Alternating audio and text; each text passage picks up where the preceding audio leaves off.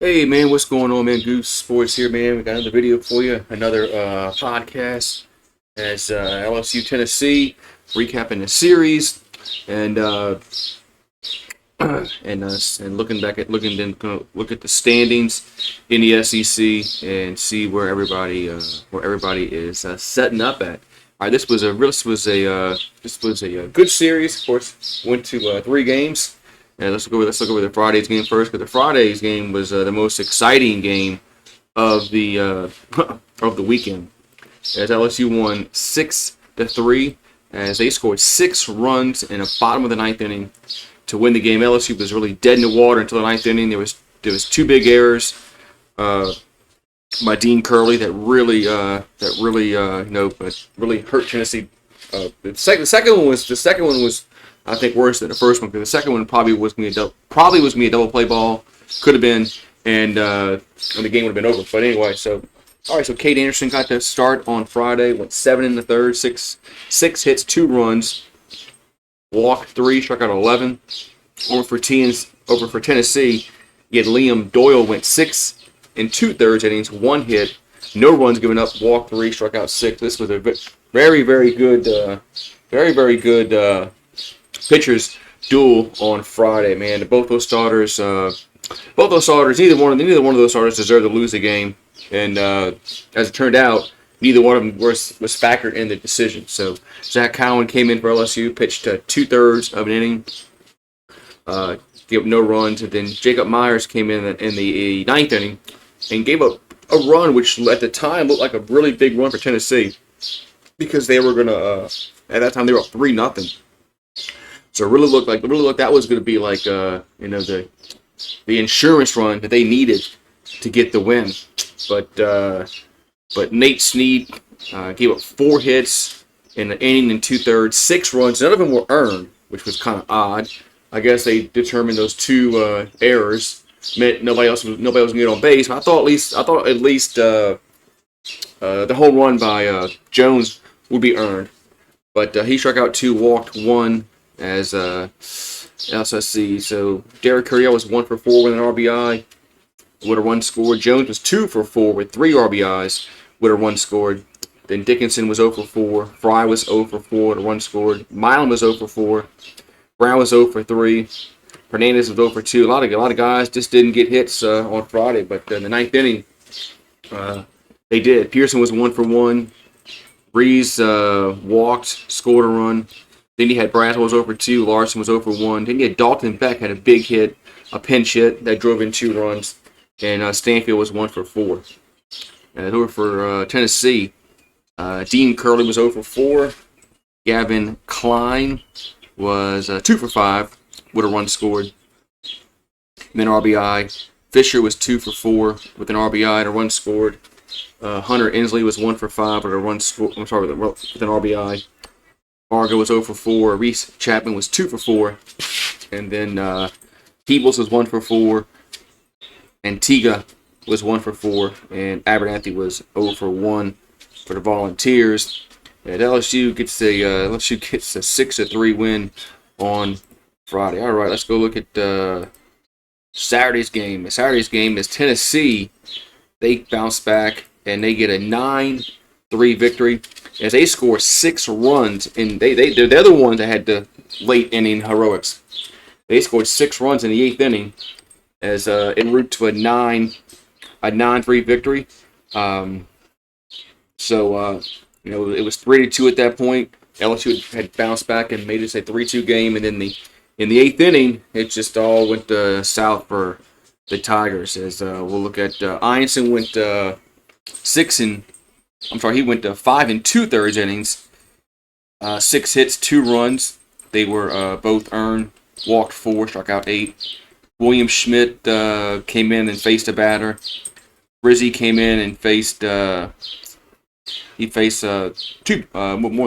2 batters. He went only a third of an inning, 1 hit, a run given up, walked 2. Then DJ Primo came in for 1/3 of an inning, gave up a hit. And then Chase Shores came in and really struggled. Gave up 1 hit, 4 runs. One of them was earned, walked 1, gave up a hit. And then Cooper Williams came in and he also had a rough outing. Only a third of an inning, gave up 2 runs, and then Fontenot came in and pitched the last inning and a half for LSU. Over for Tennessee, Marcus Phillips got the win with 6 2/3 innings, 6 strikeouts, 4 walks, 2 runs given up, 3 hits, and Dylan Loy in relief got the save. He went 2 1/3 innings and gave up a hit and a run, and struck out 1. All right, so let's look at the stats. So Curiel was 0 for 4, and for the first time all season, he did not get on base. Then Jones was 0 for 4. Then you had Pearson was 0 for 2. John Pearson was 1 for 1. He had a homer late. That was in the 8th inning, I believe. And then Dickinson was 0 for 3. Brown was 0 for 3. Fry was 0 for 1. Milan was 2 for 4. And then Braswell was 1 for 3 for LSU. Hernandez was 0 for 2, and Stanfield was 0 for 4. So LSU had a rough time on Saturday. Only got 4 hits. They were really shut down on Saturday. Dean Curley was 0 for 5. Gavin Keelan was 3 for 6 with the run scored. Then you had Fisher was 0 for 3 with 2 runs scored. Then you had Hunter Inslee was 1 for 3 with an RBI and a run scored. Reese Chapman was 2 for 5 with a run scored. Fargo was 1 for 5 with a 2 runs scored. Then Peebles was 2 for 3. He had 5 RBIs with a run scored. Manny Marin was 0 for 4, and Antigua was 1 for 2 with an RBI and a run scored.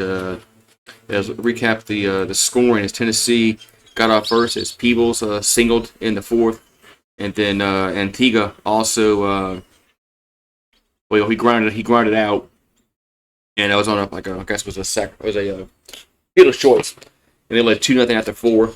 In the 7th inning, Peebles flied out to left field, and another sac fly, and made it 3-0. Then in the bottom of the 7th, LSU had back-to-back homers from Milam and Braswell, made it 3-2.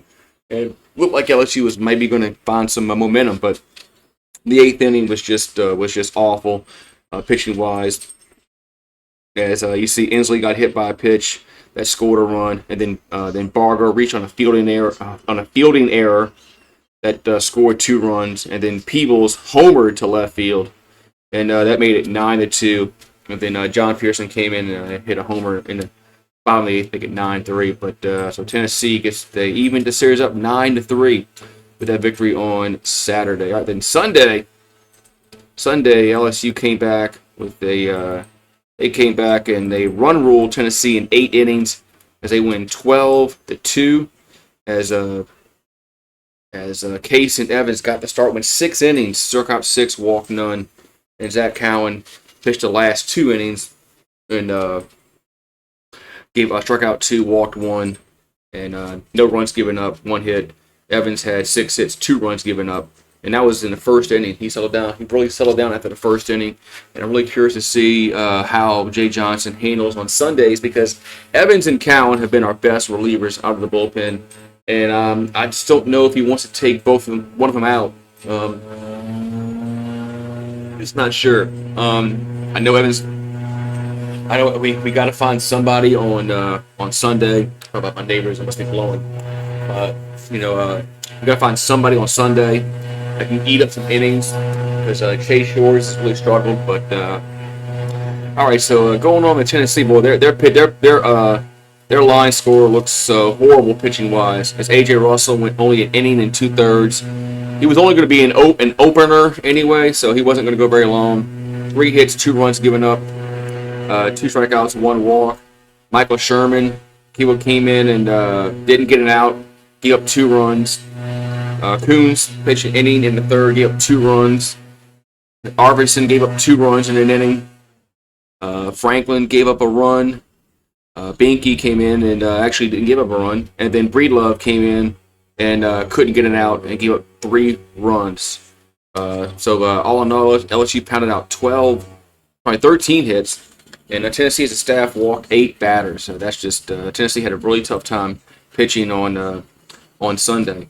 But Tennessee actually got out to a 2-0 lead in the 1st inning as Inslee flied out, that scored a run, and then Bargo doubled to left, and they had a chance to score some more runs, but LSU was able to get out the inning and keep it a 2-0 game. And then after that, LSU just pounded the hits as Curiel homered on the first pitch of the bottom of the first, as he homered to right field. Then he doubled to left field that scored another run. Then Brown homered when they intentionally walked to Jones to get the Brown, and Brown's hit a 3-run home run to make it 5-2. And then in the fourth inning, Curiel single scored a run. In the fifth, Curiel doubled again and scored 2 runs. As Braswell also homered in the seventh, and then Braswell got on our fielder's choice, which scored a run. And then Hernandez doubled to left field for the last 2 runs of the game in the eighth, which made it a run rule. So, man, all in all, man, I mean, you had Curiel Curiel was 4 for 4. You had Jones was 2 for 4. Curiel had 5 RBIs and 2 runs scored. Jones had a run scored. Jake Brown was 1 for 5 with 3 RBIs with a run scored. Dickinson was 1 for 2 with a run scored. Pearson was 0 for 2. Larson was 1 for 2. Milam was 0 for 4. Milam is still struggling in SEC play, man. As Braswell was 1 for 4 with 3 RBIs. Hernandez was 2 for 4 with 2 RBIs and 2 RBIs, 2 runs scored. And then Stanfield was 1 for 3 with a run scored for the Tigers. And then over for Tennessee, you had Dean Curley was 2 for 4 with a run scored. Keelan was 0 for 4. Fisher was 2 for 4 with a run scored. Inslee had an RBI, was 1 for 3. Chapman was 1 for 3. Bargo had the other RBI, was 1 for 3. Then you had a lot of guys that just didn't get hits in the bottom of the order. As you see, Peebles was 0 for 3. Marin was 0 for 3. Antigua was 0 for 2. So the bottom of the order just didn't get any hits for Tennessee. All right, let's look at some stats here. So I like looking at these stats because they have these team stats that really show how LSU is batting in SEC play. So you got to go down. Let's see. I really like this. There it is. So they show the batting, the stats and the batting average just for conference play, which I think is really key because of what they're doing in conference. As Stanfield leads the team with a 352 average in conference, followed by Curiel at 345, Dickinson's 312, Braswell's 302. Then you got Hernandez batting 269, Brown 259, Jones 256, Pearson 222, Fry 220, and Milam batting 195 in conference play. Yeah, Milam is really struggling in conference play as the leading home run guy in conference play is Milam at 5. Then you had Hernandez at 4. Let's see, I think Jones has 3 in conference play. So I think we got to get some guys hitting. We got to get Milam hitting. We got to get Jones a little more consistent. Jake Brown, some guys at Ethan Fry. These guys are starters that really need to get better. All right, let's look at the earned run average in SEC play. As Cowan has a ERA of 1.07, Evans 1.17, Ianson is 3.82, Anderson's 4.6, and Shores is 7.66. So Chase Shores is really struggling in SEC play. I mean, Anderson has an ERA of 4.6. That's not really great at all. And Ianson has 3.82. It's decent. But then you see, look at the bullpen. Schmidt has an ERA of 22.5. Connor Benj 11.81. Jacob Myers 10. Primo over 5. Rizzi over 5. Now, Connor Ware has an ERA of 2.84 in conference play. Then you got Cooper Williams, Fontenot, and Newt. They all have ERAs of 0, but they don't pitch that much in conference play. Look at the innings pitched. 2 innings, 1 inning. So they just need to. We need to get a lot more consistent. We need to get a lot. Turn this off. We need to get a lot more consistent in our SEC play. But let's look. I'll go try to find the standings real quick, and let's see. D1 baseball is usually pretty good with their coverage. Let me get to their screen real quick, and we'll look at the rankings in the SEC. Or should say the standings in the SEC. All right. Let's see. Get off this. There we go. All right, so let's go down here to the. Hold on. Good. Oh, there it is. Sorry about that. All right, let's get down to the SEC. Yeah, this here. Man, gonna go all the way down here. There we go. Make sure it's showing. There we go. All right, so Texas is 19-2. They lead the SEC. Looks like they're in the driver's seat of winning the conference. Then you got Arkansas and LSU. They're both 14-7. Tennessee's 13-8. Alabama's 12-9. So is Georgia. So is Ole Miss. So is Vanderbilt. The log jam there at 12-9. Then you have Oklahoma at 11-10. Auburn 11-10. You got Kentucky 10-11. Then you got Florida 8-13. A&M also 8-13. Mississippi State, who just fired their coach, they're 7-14.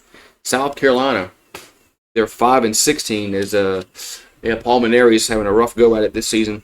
And then Missouri 0-21. Just don't know how.